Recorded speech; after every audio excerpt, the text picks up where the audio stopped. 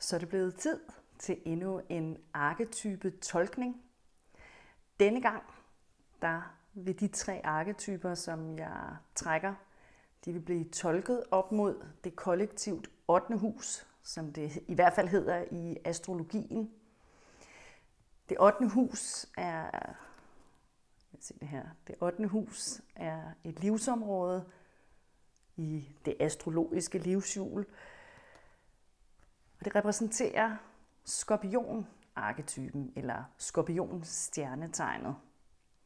Det i sig selv er faktisk ret interessant, og det er ret relevant, fordi selve skorpionen er jo som arketype forbundet med noget mørkt, noget vi er lidt bange for. Og sådan som jeg selv har mærket ind i energien, så handler det rigtig meget om The Witch Wound. Og The Witch Wound er jo ret interessant netop, når vi snakker skorpionen, fordi at den også repræsenterer netop heksen, troldmanden, troldkvinden. Den repræsenterer de aspekter, som er blevet undertrykt, som er blevet pakket langt, langt væk, og som vi ikke rigtig har et særligt nuanceret forhold til. Vi har et forhold til en heks, for eksempel, fordi det er netop, der er den her overskrift, som jeg mærker det i hvert fald, der hedder The Witch Wound. Og The Witch Wound handler jo netop om den undertrykkelse og om alt det, som der er blevet begået mod såkaldte hekse, som jo i virkeligheden ikke kun er kvinder, men som i den grad også er mænd. Der vil man så nok bare kalde dem troldmænd eller magikere. Hvor at man særligt fra kirkens side har demoniseret mennesker, der har haft den her adgang til for eksempel, hvad er en heks? Det kan vi jo så også lige måske få defineret. En heks betyder jo i virkeligheden en vis kvinde. En heks er jo en, der har haft og har en meget, meget stærk forbindelse til naturen, som har en viden omkring for eksempel urter og andre ting, man netop kan høste fra naturen og bruge til healing. Så vi har at gøre med The Witch Wound, og i det her kollektivt 8. hus, det her livsområde, der er vi altså i skyggeland. Vi er dybt nede. 8. hus bliver også kaldt for The Gateway to the Underworld. Så det er et sted, hvor vi ligesom får adgang til vores skygger. Og det interessante er jo, at på den her årstid, som vi jo ser den nu, så er her mørkt. Vi har lige stillet tiden en time tilbage. Det vil sige, at dagen føles den her time kortere. Så vi er entreret den her mørke tid. Og rigtig mange mennesker er super ukomfortable med mørket. Altså både det sådan helt konkrete, reelle mørke, men er i det hele taget, altså der er den her kollektive form for mørkeræd. Og så kan man sige, jamen, kan vide, hvorfor der er det. Men et eller andet sted fra et lidt sådan logisk, rationelt plan, så giver det jo meget god mening, fordi når vi befinder os i mørke, altså i helt konkret bogstavelig forstand, så kan vi jo ikke orientere os. I hvert fald ikke med vores fysiske øjne. Det vil sige, at når vi befinder os i mørket, så er vi nødt til også at lære at kunne orientere os med andre sanser, som vi har i vores sansesystem. Det er jo det samme, hvis man er blind, altså fysisk. Hvis man er blind, så får man automatisk opgraderet ens andre sanser for netop bedre at kunne orientere sig i det mørke, som en form, altså som blindhed jo faktisk er. I skyggerne, der er det også her, at vi kan støde på vores netop blind spots. I skyggerne, der er det, og jeg skal måske lige forklare, hvad en skyggeside er. En skyggeside er oftest det, som vi udlever i vores adfærd på et meget ubevidst plan.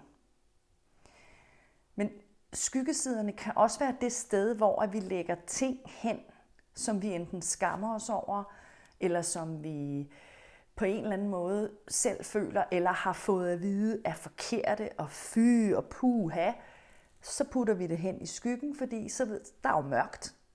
Og så ligger de der i håbet om, at ingen kan se dem.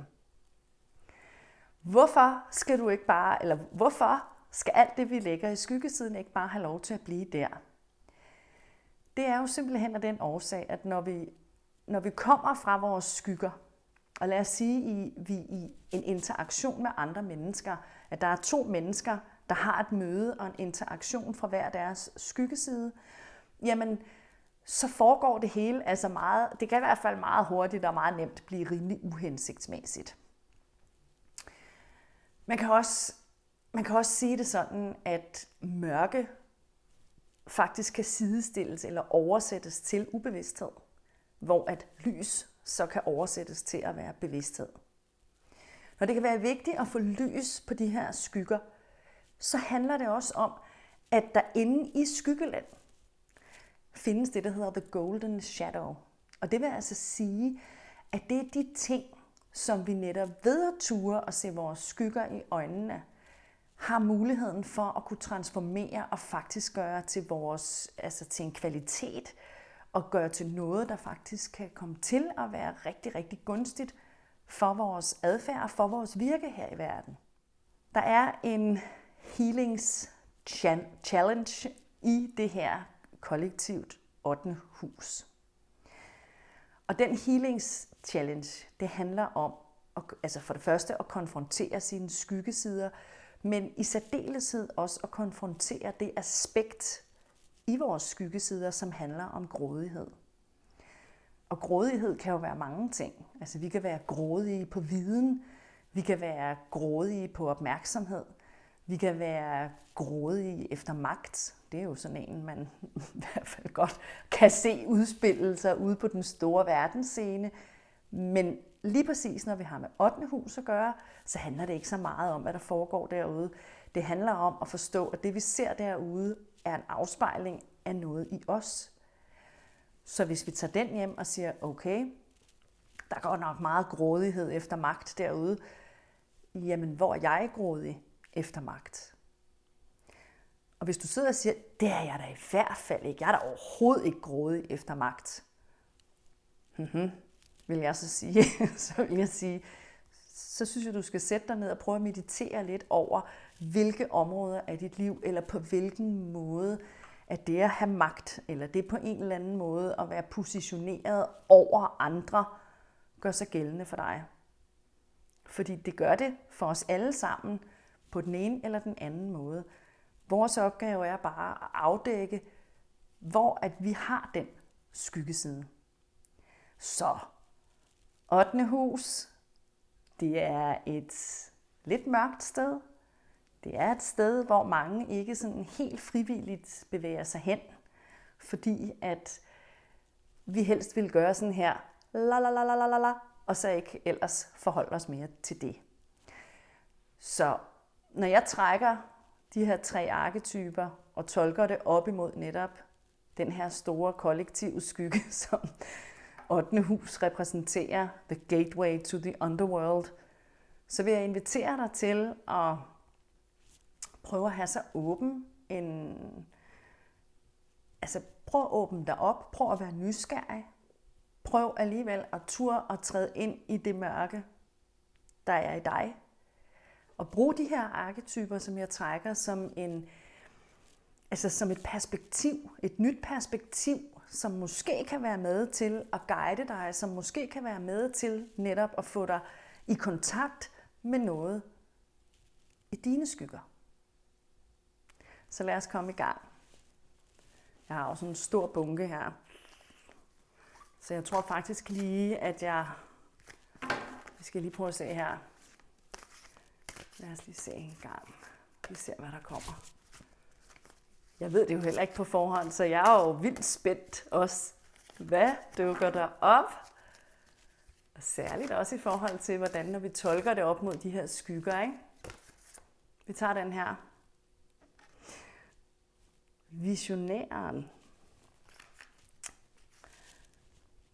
Jeg vil som sædvanligt gerne spille det stykke musik, som vi har fået lavet til Visionæren. Og mens jeg spiller det, så kan du sidde lige og stemme ind i energien den indikerer jo helt klart, at vi er oppe i vores tredje øje. Det vil sige, hvad får du af visionære indtryk, når du sidder og hører det her nummer?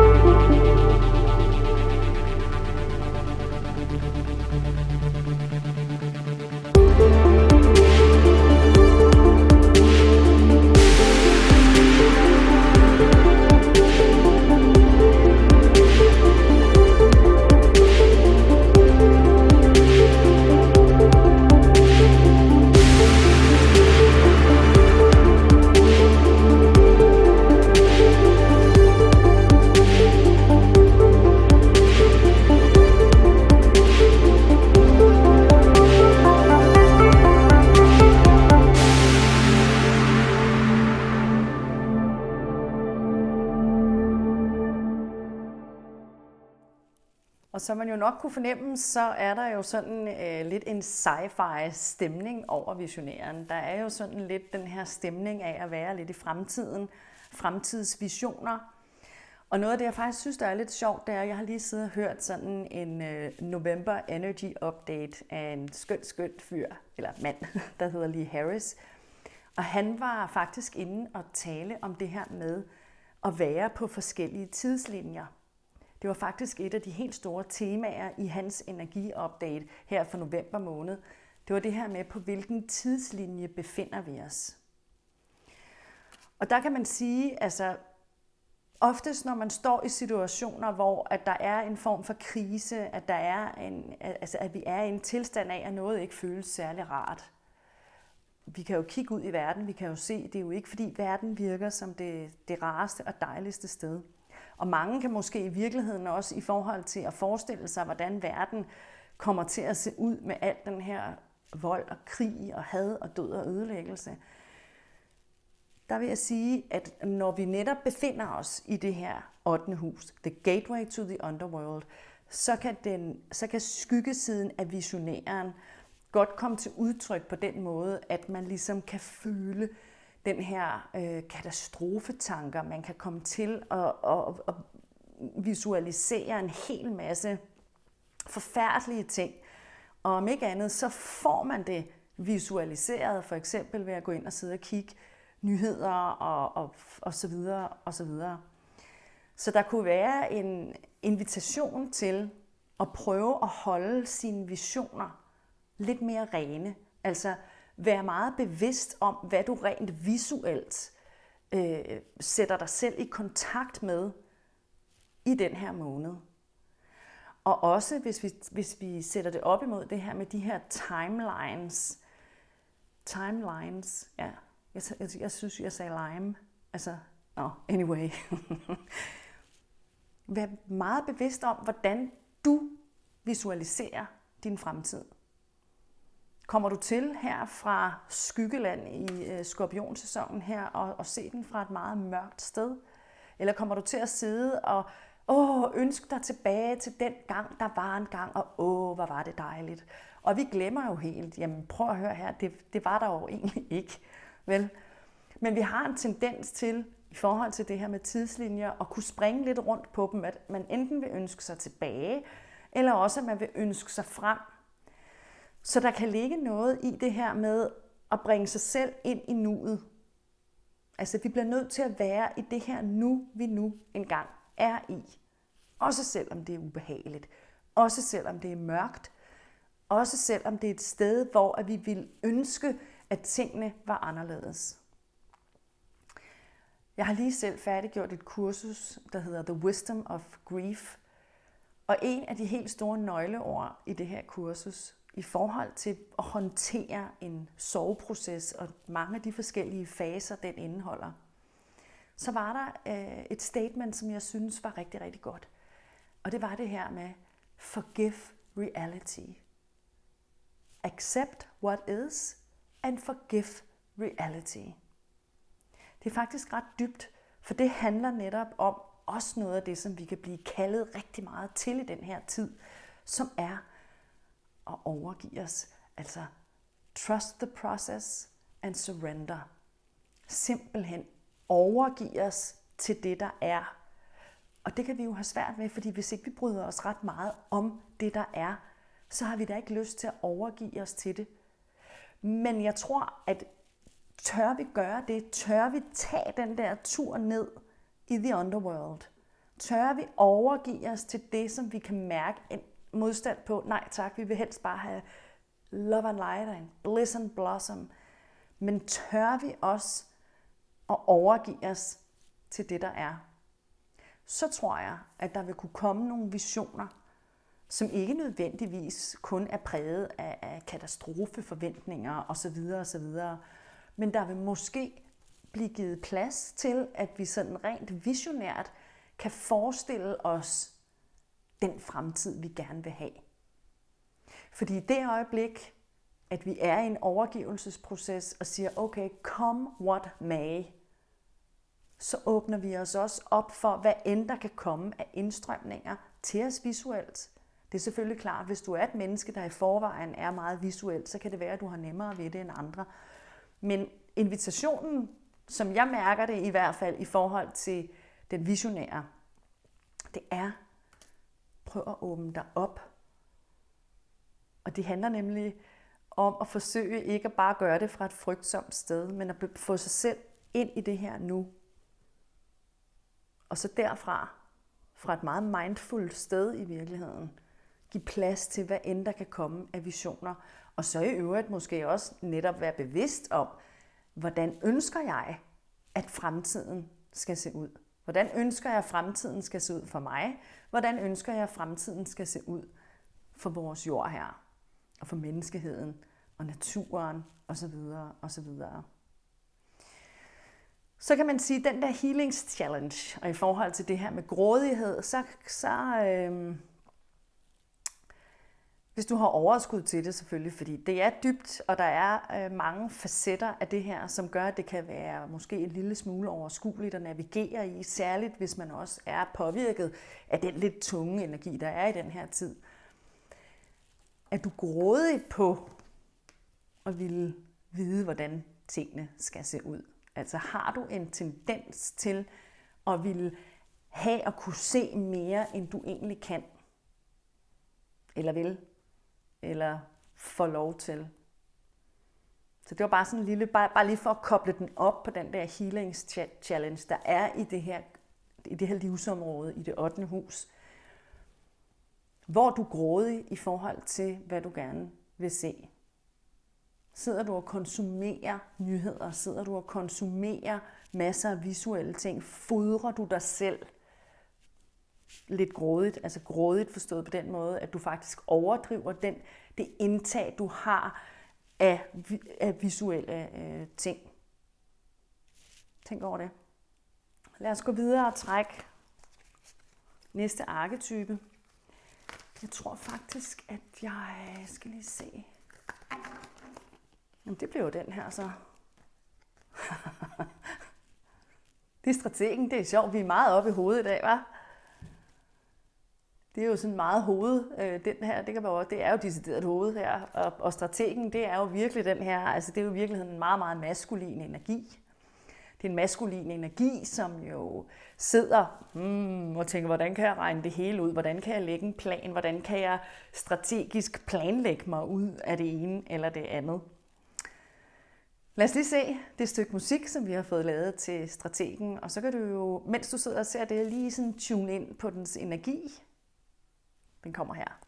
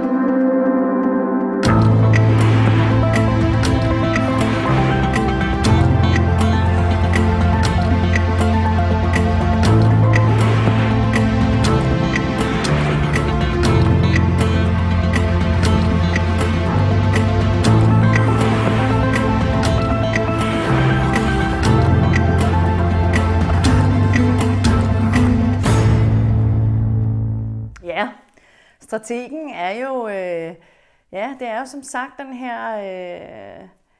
den her person, som er rigtig, rigtig god til at udtænke en hel masse forskellige strategier og planer for, hvordan man skal eksekvere forskellige projekter og opbygge projekter og sådan nogle ting. I forhold til det her 8. hus, i forhold til skorpion-arketypen, så kan vi godt tolke strategen her som den skyggeside, der også knytter sig til netop skorpionen, som er det her med at være en lille smule manipulerende. I skyggesiden af strategen, der handler det også om, at man netop laver alle de her strategier, man gennemtænker alle mulige scenarier, som igen i skyggesiden kun er til for at tjene ens selv, altså ens eget ego, ens eget behov. Og så igen, apropos det her med grådighed. Er du grådig efter at lægge en masse planer for at tjene dig selv? Og husk nu, vi er i skyggeland, så vi skal ind og kigge på, hvad er det i mig, som kun ønsker at tjene mig i de planer, som jeg lægger. Det er ikke det samme som, at det er sådan, du per definition er. Men brug den som en indgangsvinkel til at begynde at tænke over, manipulerer jeg de planer, jeg lægger? Kommer jeg til at gøre det udelukkende for at tjene mig selv? Frem for at tjene, hvad kan man sige, det højeste, bedste, jamen så tjener jeg bare mit eget bedste. Igen, vi er inde og snakke manipulation. Vi er inde og snakke en bevidst måde at måske manipulere nogle sandheder eller nogle muligheder på, for at det kun kommer til at tjene dig og det, som er til dit højeste bedste. Og så igen, den er oppe i hovedet, ikke? Den kan også invitere til, at vi lige forbinder den lidt med vores hjerte, at vi lige forbinder den lidt med vores følelser, så det ikke kun bliver fra et logisk, rationelt plan, men at vi mærker, hvad de planer eller strategier, vi kan lægge. Vi mærker, om de føles rigtige eller ej. Så hvad er dit næste move? Sådan kan man også spørge. Hvad er dit næste move, hvis vi tager visionæren ind her også? Hvad er dit næste move i forhold til, hvordan du gerne vil se og forme din fremtid?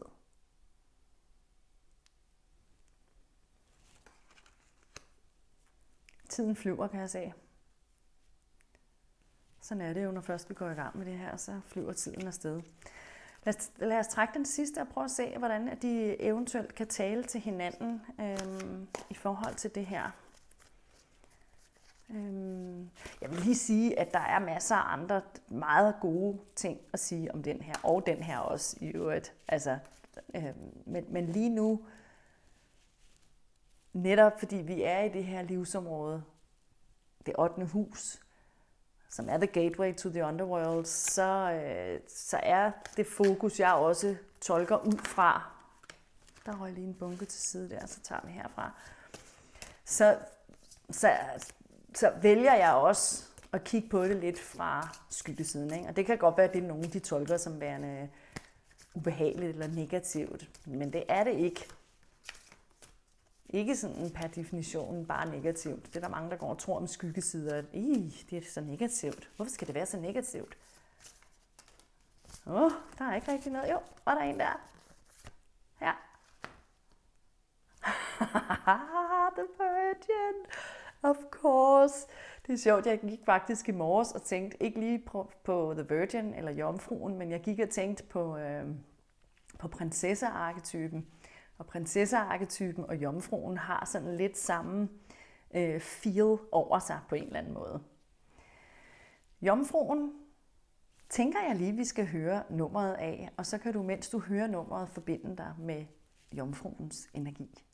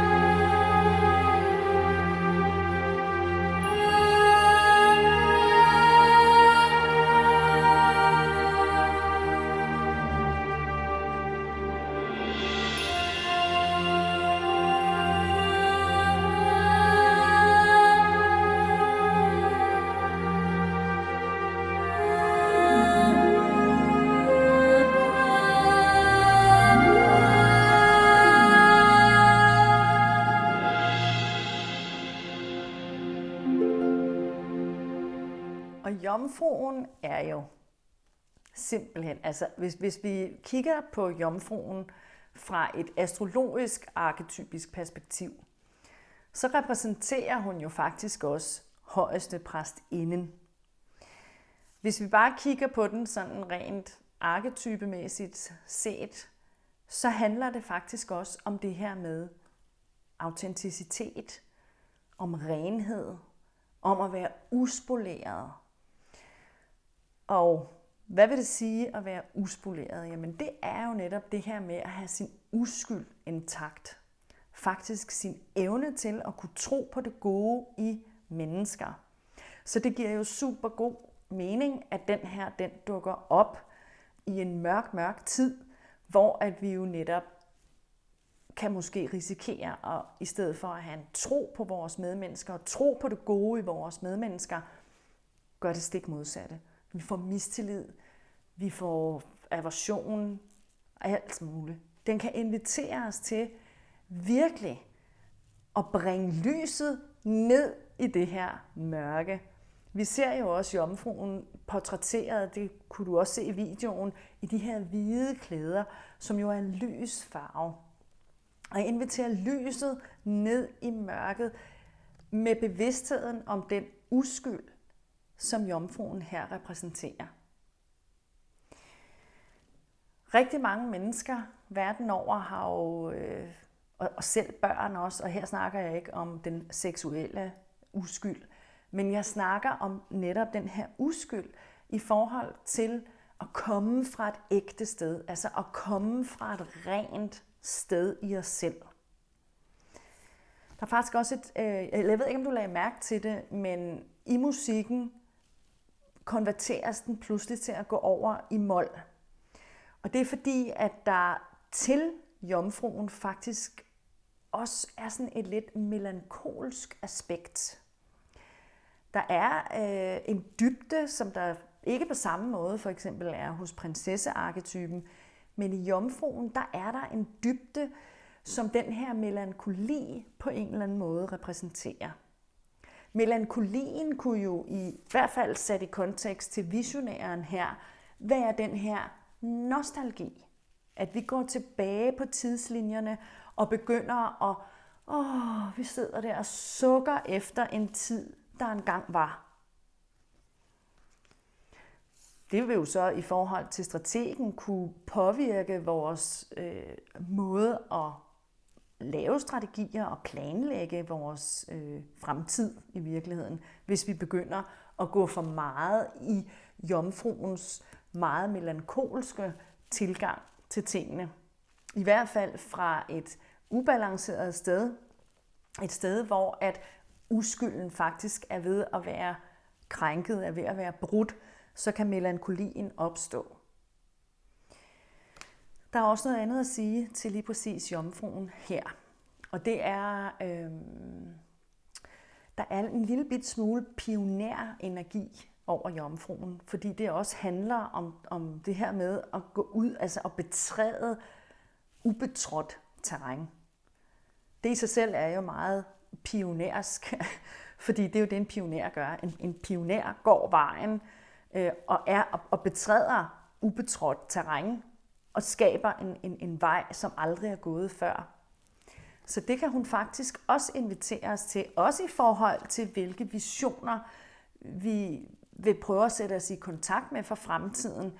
Så kan hun måske invitere os lidt til det her med at prøve rent strategisk at planlægge, eller ikke at planlægge, men i hvert fald åbne os op for muligheden af, og vi kan godt planlægge måske, lad os sige noget så enkelt som at skulle gå en tur. Mange af os har sådan en tendens til, at vi går samme rute, fordi den er vi trygge ved. Det her kunne invitere os til at sige, okay, jeg prøver at gå en helt anden rute. Jeg prøver at planlægge en ny måde, eller en ny rute, som jeg skal ud og gå en tur på. Fordi det gør altså, at vores hjerne på en eller anden måde lige bliver vækket, at vi lige, altså, og igen, vi er jo meget, i hvert fald med de her to, er vi meget oppe i hovedet. Så hvis vi tør bevæge os ud på ukendt terræn, så kan vi ligesom nulstille vores hjerne, eller reaktivere vores hjerne til at være lidt mere vågen, faktisk. Og til at være mere opmærksom på, okay, hvad er der af muligheder her? Igen, den kunne godt ligge lidt til den her. Hvad ser jeg af muligheder her? Så det er jo nogle interessante nogen, egentlig dem her. Altså hvis jeg skulle have tænkt, hvad for nogen, der ville passe, og det er jo så igen, altså hvis jeg ville gå ind, du ved, rent strategisk, og hvis jeg gik ind og valgte nogle arketyper, som jeg synes, at ville passe rigtig godt til det her tema, ikke? Så havde det jo været sådan nogen som zombien, det havde været sådan en som vampyren, det havde været sadisten, du ved, det havde været de der meget, meget mørke arketyper, fordi det er lidt det, som i hvert fald i skyggesiden af hele skorpionen som arketype jo godt lidt kunne repræsentere, særligt i forhold til det her aspekt med grådighed.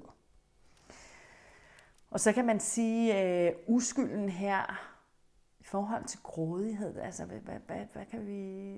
Det, der lige kommer til mig, det er, at man som det her altså uskyldsrene kan føle en trang til, at man netop vil have andre til at passe på sig og vogte over ens uskyld.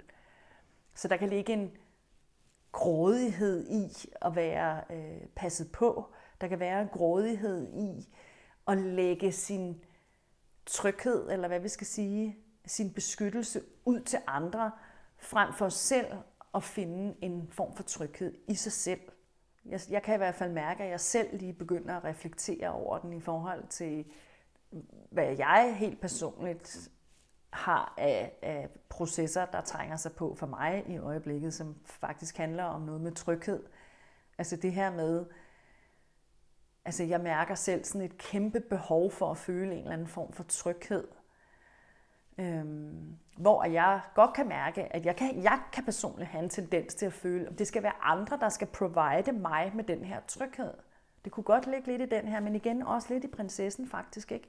Altså andre skal passe på mig og vogte over mig. Hvor jeg tror, der ligger en vej, en udviklingsvej i at finde ud af, hvordan gør jeg mig selv tryg. Så vi igen tager den her power hjem, som på sådan et helt overordnet kollektivt plan også er det, vi bliver kaldet til. Vi bliver kaldet til det her med at tage vores power hjem. Så det kan du også tænke over. Du kan også tænke over, ja, det er jo i virkeligheden et tema og et emne, som ikke nødvendigvis lige altså har med 8. hus at gøre, eller de her 3 arketyper, vi har trukket her. Men faktisk tænke over det her med, hvordan at du... Fordi det handler også om integritet i virkeligheden. Og integritet er jo netop også, at vi rummer og owner vores skyggesider. Ikke? Og det er jo at tage vores power hjem, når vi owner og rummer også vores knap så flatterende sider, eller gøre en indsats for at gøre vores skyggesider bevidste, hvis de opererer fra et ubevidst sted i os. Ja. Jeg kan mærke, at der er rigtig mange ting, fordi jeg kan mærke, at jeg begynder at stikke lidt af, du ved, i forskellige retninger, fordi jeg tænker, at der er så meget på det her, og det er så vigtigt i den her tid, at vi tør at se vores egne skygger i øjnene. Fordi jeg tror, mange stiller sig selv det her spørgsmål i sådan en tid, hvor der er krig og kaos og uvished og død og ødelæggelse. Jeg tror, mange stiller sig selv det her spørgsmål. Jamen, hvad kan jeg gøre? Altså, det gør jeg også selv. Jamen, hvad kan jeg gøre? Og der tror jeg, at det allervigtigste, vi faktisk kan gøre, det er at finde ud af, altså finde, hvis nu vi snakker krig, så netop finde en form for fred i os selv. Og hvordan finder vi fred i os selv? Jamen det kunne jo blandt andet være ved at tage vores power hjem. Også i form af, at vi owner og vi rummer vores eget mørke, vores egne skyggesider. Og på den måde laver en inner truth, ikke? Altså en indre fredsmægling med de ting inden i os, der kan være i konflikt. Er det en nem opgave? Det tænker jeg bestemt ikke, at det er. Men jeg tænker samtidig, at det er den opgave, vi som individer har, og at det er den opgave, vi som individer kan påtage os for at være med til at bidrage til den, hvad kan man sige, til den kollektive fred. Så lad os øve os på, og lad os lægge en plan, lad os være strategiske i forhold til fra et bevidst sted og finde ud af, hvor skal vi slutte fred med os selv. Og igen, der er skyggesiderne jo oftest dem, der godt kan stå i vejen, fordi vi vil helst ikke være ved dem. Men brug den her energi, der også er i den her måned, til virkelig at ture og kigge dine egne inderste skyggesider i øjnene. Vær opmærksom på, hvor at du bliver trigget af andre mennesker. Fordi hver gang du bliver trigget af et andet menneske, særligt hvis det er sådan en negativ trigger, ikke? Han er også så irriterende, eller hun er også et eller andet. Så kig på, hvor den der er i dig, til dig. Hvor synes du selv, at du er eller hvor har du fået at vide, før at du var Se på de mennesker, der trigger dig som et spejl og en invitation til at gå ind i dig og sige, okay, hvis jeg synes, at ham der, han er bare simpelthen så arrogant eller grådig. Nu kan vi tage, grådig. Ej, var han grådig. Okay, så kig på, hvor er jeg grådig? Eller hende der, hun tror rigtig nok, at hun er rigtig smart, var. Jamen, hvor går du og tror, at du er rigtig smart? Tag den hjem. For det er så nemt bare at placere skyld og skam derude, og så at sige, det er også alle de andres skyld, og de er også bare nogle fucking røvhuller. Pardon my French. Ikke? Hvor du er et fucking røvhul. Kig på det. Tur og se dig selv i øjnene, selvom det spejlbillede, der møder dig, måske ikke er et, der behager dig, eller et, som du er stolt af, eller har lyst til at stå ved. Det er ikke det samme som, at du er nødt til at gå ud og skilte med det til hele verden. Men du kan i hvert fald, hvis du vil gøre dit eget indre arbejde, så kan du i hvert fald gøre dig selv bevidst om det. For netop at tage din power hjem og blive bevidst, så du fra et bevidst sted kan skabe den her indre fred, som jeg næsten med garanti vil sige, er med til at skabe en fred, også ude i det kollektive. Det var vist det fra nu. Det bliver en lidt længere video, end det gjorde sidst, men det håber jeg, at du tager med. Tusind tak til dig, der har set med. Tak for, at du har valgt at bruge din tid på at sidde og se med her. Det synes jeg er rigtig dejligt, så tusind tak. Der kommer selvfølgelig en arketype-tolkning. Jeg er stadigvæk ikke helt sådan klar på, om jeg skal kalde det energiprognose, eller om jeg skal kalde det arketype-tolkning. Jeg tror, jeg begynder at hælde lidt mere til det her med at kalde det en arketype-tolkning, fordi det er jo sådan set det er holdt op imod de her forskellige livsområder, som jo i den her omgang var det 8. hus.